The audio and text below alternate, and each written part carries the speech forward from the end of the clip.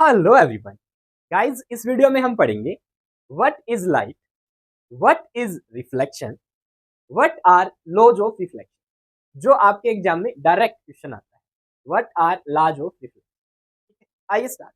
उससे पहले एक बात जाने क्या कि भैया लाइट का क्या मतलब है, क्या होती है लाइट। देखो गौर से, पहले क्या था, व्हाइट, अरे लाइट आ गई, ब्लैक होते लाइट चली गई। अब आपके रूम में अंधेरा हो जाता है, जैसे आप बटन बंद कर देते हो, ऑन करते ही चारों तरफ आपको रोशनी रोशनी, उजाला ही उजाला दिखाई देता है और आपके आसपास की वस्तुएं आपको दिखाई देने लग जाती है। तो ये किसके कारण होता है? लाइट के कारण। लाइट एक प्रकार की एनर्जी है जो आपकी आंखों में चीजों को, ऑब्जेक्ट्स को देखने के लिए सेंसेशन पैदा करती है, संवेदना पैदा करती है, फिर आपको दिखाई देने लग जाता है भैया। ठीक है, अब आपने जैसे ही बटन ऑन किया, क्या होगा? देखो ऐसे होता है, लाइट आती है और आपको चीजें दिखाई देने लग जाती है। कब? जब आपने बटन को क्या कर दिया, ऑन। ठीक है, अब मुझे ये बताओ, ये जो लाइट है, इसका जो पाथ होता है, इसका जो रास्ता होता है चलने का, कैसा होता है? क्या लाइट बिल्कुल सीधी चलती है या आपकी तरह कभी इधर कभी इधर कभी इधर ऐसे चलती है? बताओ जल्दी से। देखो कैसे चलती है लाइट, दिखाई देगा आपको। अरे वाह, लाइट तो बिल्कुल स्ट्रेट आती है, सीधी आती है, ऑब्जेक्ट्स के ऊपर फॉल कर जाती है, गिरती है। फिर क्या होगा भैया? फिर ये यहां से दूसरी दिशा में चली जाती है। अब लाइट आई, किसी भी ऑब्जेक्ट, किसी भी सरफेस से टकराई और दूसरी दिशा में चली गई। इसे ही कहते हैं रिफ्लेक्शन ऑफ लाइट। ठीक है, आइए थोड़ा और अच्छे से पढ़ते हैं। लाइट क्या है? ये हमारी बैटरी भैया, ये लाइट देगी हमें। देखो टॉर्च जली, लाइट मिली। क्या है लाइट? क्या है? Light is a form of energy. कोई आपसे पूछ ले बताओ लाइट क्या होती है, तो आप बोलेंगे light is a form of energy. Sir, form मतलब प्रकार है एनर्जी का, ऊर्जा का। दैट जो प्रोड्यूस पैदा करता है सेंसेशन, संवेदना, मतलब आपको वो चीज महसूस होने लग जाती है। क्या? विजन, देखना, दिखना, चीजों का दिखना। आप लोग कि आपकी आंखें ऑब्जेक्ट्स को देखने लग जाती है, ऐसी एनर्जी है। ठीक है, ऊर्जा। ओके, अब जो लाइट है ये सीधे रास्ते में चलती है ना, तो इसके लिए हम टर्म यूज करते हैं रेक्टिलिनियर प्रोपेगेशन। प्रोपेगेशन मतलब चलना, रेक्टिलिनियर सीधे रास्ते में। अब आप लेट्स अज्यूम दैट आप एक स्ट्रीट, एक गली में जा रहे हैं, बिल्कुल सीधे चल रहे हैं, जैसे सोल्जर्स, पुलिस वाले चलते हैं, देखते होंगे आपने परेड के टाइम, ऐसे। इसे कहते हैं रेक्टिलिनियर प्रोपेगेशन। तो लाइट हमेशा सीधे रास्ते में चलती है। क्या बोलोगे आप? Rectilinear propagation. अब इसमें यहाँ देख लो, ये देखो खिड़की से लाइट आ रही है और आप यहाँ पे पढ़ रहे हैं। कई बार आप लोगों ने देखा होगा, बिल्कुल ऐसे सीधे, बिल्कुल देखो स्ट्रेट सीधा रास्ता दिख रहा है ना, ऐसे। यही क्या है? Rectilinear propagation of light. तो आप बता सकते हैं light is a form of energy which produces sensation of vision and have rectilinear propagation. ठीक है, बता दोगे ना अब? अब हम बात कर लेते हैं, ये रिफ्लेक्शन ऑफ लाइट क्या होता है? What is reflection of light? Hindi में कहते हैं परावर्तन। ये क्या मतलब है? जैसे देखो, कई बार घर पे मम्मी बर्तन धो रही होती है, तो क्या होता है, आपको ऐसे चमक लग जाती है ना, पड़ता कह देते हैं हम इसको, कुछ लोग चोंदा कह देते हैं। समझ रहे हो? ये लाइट क्या होगी, आएगी लाइट किसी सरफेस, जैसे देखो इसके ऊपर टकराई और ये इसके ऊपर दिखाई दे रहा है हमें। ये फिनोमिना लाइट का क्या है? रिफ्लेक्शन, परावर्तन। अब परावर्तन के लिए क्या चाहिए? एक सरफेस चाहिए आपको, एक ऐसा इंस्ट्रूमेंट, क्या कहते हैं इसको, मिरर चाहिए, दर्पण, जिससे क्या होगा, परावर्तन। अब परावर्तन के लिए दर्पण ही चाहिए या कोई और भी परावर्तन कर सकता है? बताओ, क्या केवल परावर्तन मिरर ही करता है क्या? क्या एक दीवार, सीमेंट से बनी दीवार भी परावर्तन कर सकती है? क्या ये स्क्रीन भी परावर्तन कर रही है? कर तो रही है, पर फर्क है, एक में अच्छी इमेज बनती है, एक में इमेज बिल्कुल धुंधली हमें दिखाई देती है। तो परावर्तन इसी बेसिस पे दो प्रकार का हो जाता है। ठीक है, चलो पहले पढ़ लेते हैं रिफ्लेक्शन क्या है लाइट का। लाइट जो कि एक एनर्जी है, सीधे रास्ते में चलती है, किसी सरफेस से टकराए और मुड़ जाए, टकराए मुड़ जाए। ठीक है, मान लो ये ऐसे जा रही थी, यहां से टकराई मुड़ गई, यहां से आई सीधी, यहां से टकराई मुड़ गई। अब मान लो ये वाला मैं इसको फेंकू, ये टकराया। लाइट का ये फिनोमिना कहलाता है रिफ्लेक्शन। अब रिफ्लेक्शन कौन करता है भैया? सरफेस। कैसी सरफेस? Reflecting surface. अब देखो गौर से, ये जो सरफेस आपको दिख रही है, ये रिफ्लेक्टिंग सरफेस। ओपैक सरफेस, ये देखो, है ना। जैसे फॉर एग्जांपल अगर आप देखेंगे, इसमें देखो आपको दिख जाएगा, स्क्रीन दिख रही है, मोबाइल यहाँ पे दिख रही है, नहीं दिख रही ना, यही दिख रहा होगा। तो इस सरफेस में क्या था? एक खूबी थी इस सरफेस में, ये जो सरफेस है, ये रिफ्लेक्टिंग, परावर्तन करने वाली सरफेस है। अब ये जो आपके सामने मैंने एक मिरर बना रखा है, जिसमें ये जो पीछे वाली सरफेस है ना, ऐसी डंडियों से दिखा रखी है, ये है अपारदर्शी सरफेस, ओपैक सरफेस।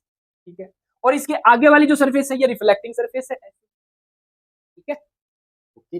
अब ये सरफेस करेगी रिफ्लेक्शन, कैसे? देखो लाइट तो चाहिए, आ जाओ लाइट डालते हैं सबसे पहले इस सरफेस पे। हमने एक लाइट इस सरफेस पे डाली जो यहां से यहां टकराई, फिर क्या हुआ इसके साथ? टकराने के बाद ये मुड़ गई, टकराई और इस तरफ चली गई। ठीक है, क्या रिफ्लेक्शन हो गया? हाँ। अब जो लाइट आ रही है इसे हम कहेंगे इंसिडेंट रे। ठीक है, क्या बोलोगे? इंसिडेंट रे, आपतित किरण जो इस सरफेस पे पड़ती है। ठीक है, और टकराने के बाद चली जाएगी, उसको क्या बोलोगे? Reflected ray. अब जो PQ है बताओ क्या है ये?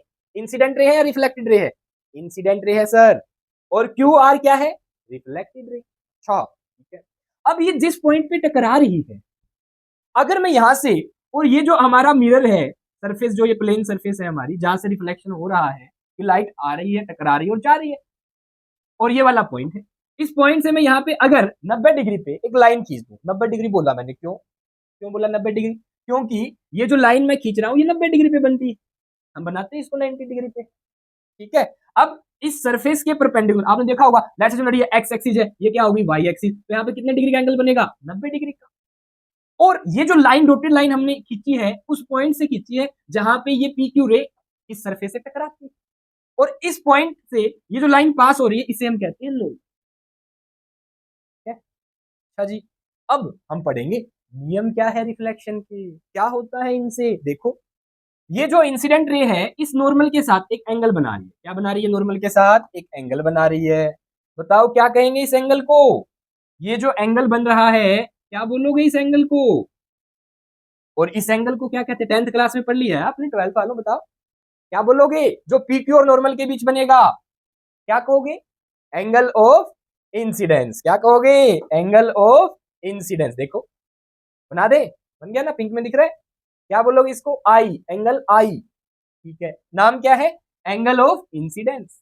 ठीक है, इसे क्या बोलोगे? जो रिफ्लेक्टेड रे और नॉर्मल के बीच बनेगा, आर, एंगल ऑफ रिफ्लेक्शन। क्या खास बात है एंगल ऑफ रिफ्लेक्शन की और एंगल ऑफ इंसिडेंस की? दोनों बराबर होते हैं।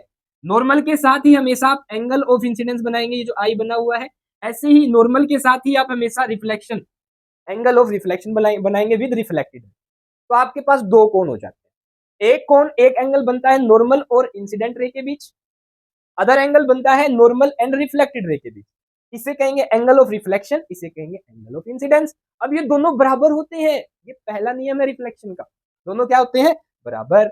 एंगल ऑफ इंसिडेंस बराबर होता है किसके? एंगल ऑफ रिफ्लेक्शन के। कौन? आई इज इक्वल टू कौन? आर।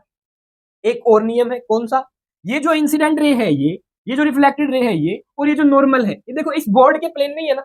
मान लो मैं इसे एक्स ऐसे, ये इस बोर्ड की लंबाई, और ये क्या होगी? हाइट कह देते हैं। ये अब मान लो वाई एक्सिस और ये क्या है? X axis. तो क्या ये एक ही प्लेन बन रहा है? बिल्कुल। 3D तो नहीं है, तीसरी एक्सिस तो आ ही नहीं रही है, इसे कहते हैं एक प्लेन। क्या ये तीनों इंसिडेंट रे, नॉर्मल और रिफ्लेक्टेड रे एक ही प्लेन में है? यही है दूसरा नियम, सिंपल। पहला नियम क्या है रिफ्लेक्शन का? बताओ, क्वेश्चन आएगा, डिफाइन लाज ऑफ रिफ्लेक्शन। अब डिफाइन करना, हेडिंग बनाना, लाज ऑफ रिफ्लेक्शन ब्लैक पेन से लिखना। ठीक है, फिर पहला नियम, angle of incidence is equal to angle of reflection. ठीक है आपको, कौन? आई इज इक्वल टू कौन? अब ये बताओ, मैंने बोला ये वाला एंगल 10 डिग्री है, कितना है भैया? ये वाला एंगल बनाया था हमने, कितना है एंगल? 10 डिग्री है। तो बताओ ये वाला कितना होगा? आर कितना होगा? 10 डिग्री होगा, सिंपल। दूसरा नियम क्या है? Incident ray normal to the mirror at the point of incidence and reflected ray lie in the same plane. ये हो गया आपका दूसरा नियम रिफ्लेक्शन का, देख लो ऐसे लिख दोगे डिटो। ठीक है, चलिए, यह 12th क्लास में आ जाता है, 10th में आप सीखते हैं। अब बात करेंगे रिफ्लेक्शन कितने प्रकार का होता है। ठीक है, उससे पहले रिफ्लेक्टिंग सरफेस बनानी देख लेते हैं, क्या फर्क है, क्यों हम रिफ्लेक्शन को दो तरीके से पढ़ते हैं। आइए देखो गोल, ये एक मिरर बनाने जा रहे हैं तो हमने फ्रेम ले लिया, जैसे ये फ्रेम है अपने पास, ये फ्रेम हो गया, डन। अब ये जो सरफेस है देखो, बिल्कुल रिफ्लेक्टिंग सरफेस कैसे बनाई हमने? एक ग्लास लिया, ग्लास की एक प्रकार से मैं कह दूं स्लाइड ली हमने, ठीक है, एक स्लैब ले ली, ठीक है, उसके ऊपर हमने कोटिंग कर दी, देखो जैसे इसके ऊपर हमने कोटिंग कर दी, और ये सिल्वर कोटिंग कर दी हमने। ठीक है, बन गया। पीछे वाली जो सरफेस थी वो हमने क्या कर दी? ओपैक। पीछे वाली सरफेस और दिखा देते हैं, ये सिल्वरी सरफेस हो गई। ठीक है, पीछे वाली जो सरफेस वो कैसी कर दी? ओपैक। अब कैसा दिखेगा?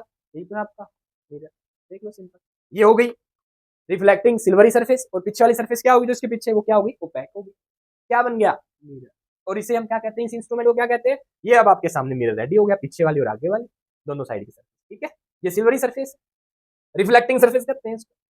पीछे वाले को क्या कहेंगे, ओपेक। अब जब हम ऐसे मिरर बनाते हैं, ठीक है, बिल्कुल सीधी लाइन वाला मिरर, इसे प्लेन मिरर बोलते हैं। जो इसके आगे वाली सरफेस होती है, ठीक है, इसे कहते हैं रिफ्लेक्टिंग सरफेस। और ये जो पीछे वाली सरफेस है, ये कौन सी सरफेस है, बताओ मुझे जल्दी से। पीछे वाली सरफेस कौन सी सरफेस होती है भैया, ओपेक। ये वाली सरफेस होती है ओपेक, अपारदर्शी। और ये वाली रिफ्लेक्टिंग सरफेस, ठीक है। टाइप्स ऑफ रिफ्लेक्शन, रिफ्लेक्शन दो प्रकार का। First is regular reflection. क्या मतलब है, देखो, जब आपके पास ऐसे रिफ्लेक्टिंग सरफेस हो तो जो रिफ्लेक्शन होगा उसे कहेंगे रेगुलर रिफ्लेक्शन। क्या होता है इसमें, देखो, ये आपके पास स्मूथ सरफेस जैसे मिरर की होगी, ठीक है। अब ये लाइट आती है और बिल्कुल रेगुलरली रिफ्लेक्ट हो जाती है। इनके बीच की जो डिस्टेंस है ये क्या रहती है, सेम। ये देख लो, इंसिडेंट लाइट के बीच की सारी इंसिडेंट होने वाली लाइट रे, देन ये वाली रेज क्या है जो ऐसे जा रही रिफ्लेक्ट, दोनों इन सबके बीच जो डिस्टेंस वो क्या रहती है, सेम। ऐसा रिफ्लेक्शन कहलाता है रेगुलर रिफ्लेक्शन। क्या कहलाता है भैया, regular reflection. Reflection through smooth surface, और ये सरफेस कैसी है, smooth. Reflection through plane glass, still water, जो रेगुलर रिफ्लेक्शन करते हैं, इंसिडेंट रे पैरेलली आती हैं, जो डिस्टेंस इनके बीच होती है वही रिफ्लेक्शन के बाद भी रहती है, इसे कहते हैं रेगुलर रिफ्लेक्शन। इरेगुलर रिफ्लेक्शन क्या होता है भैया, आ जाओ। दूसरा टाइप क्या है, इरेगुलर रिफ्लेक्शन। इसमें जो सरफेस होगी वो रफ सरफेस होगी, जैसे दीवारें, जैसे ये पीछे वाली सरफेस, ये क्या है, rough surface. Rough surface irregular reflection करती है। क्या मतलब है, जो इंसिडेंट रे ये देखो आ रही है, इनके बीच की डिस्टेंस इक्वल है, रिफ्लेक्शन के बाद देखो कोई किधर चली गई, कोई किधर चलेगी, कोई किधर चलेगी, ऐसा रिफ्लेक्शन कहलाता है इरेगुलर रिफ्लेक्शन, जो अदर ऑब्जेक्ट से होता है मिरर को छोड़कर। मिरर से क्या होगा, रेगुलर रिफ्लेक्शन। आपकी इमेज अच्छी से देखो, मुझे कितनी अच्छी से इमेज दिखाई दे रही है, मेरी भाई साहब का पूरा कमरा दिखाई दे रहा है, और इसके अंदर तो भैया कुछ नहीं दिख रहा, ठीक है, छोटा मोटा हल्का सा ये लाइट की जोर दिख रही है, देखो आप, ये है इरेगुलर रिफ्लेक्शन। और ये वाली सरफेस कर रही है रेगुलर। अब आपको समझ में आया होगा रिफ्लेक्शन क्या होता है, रूल्स, लॉज ऑफ रिफ्लेक्शन और टाइप्स ऑफ रिफ्लेक्शन, ठीक है। अगर आपके एग्जाम में आए तो लिख दोगे, बताओ इरेगुलर रिफ्लेक्शन क्या होता है, रिफ्लेक्शन थ्रू रफ सरफेस क्या कहलाता है, irregular reflection. Reflection through concrete wall, cement की वॉल होगी, और रनिंग वाटर, ये पूछ लेते हैं आपसे एग्जाम में, रनिंग वाटर कैसा रिफ्लेक्शन करेगा, रनिंग वाटर ऊपर खापर चलता है, कैसा रिफ्लेक्शन करेगा, इरेगुलर रिफ्लेक्शन। स्टिल वाटर आप कई बार इमेज देख लेते हो, रेगुलर रिफ्लेक्शन, ठीक है। और ये जो प्लेन मिरर वाली सरफेस है तो बहुत ज्यादा स्मूथ होती है पानी वाली सरफेस से। अगर पानी मान लो शांत है, वाटर एक तालाब का पानी, उसमें आप ऐसे देख रहे हो कई बार झुक के देख, तो आपको नजर आता है, पर इतना ब्राइट नहीं आता, क्यों, क्यों, सरफेस कम स्मूथ होती है। हाईली स्मूथ सरफेस आपको बहुत बढ़िया रिफ्लेक्शन, ठीक है। यही था reflection, types of reflection, laws of reflection. Thank you.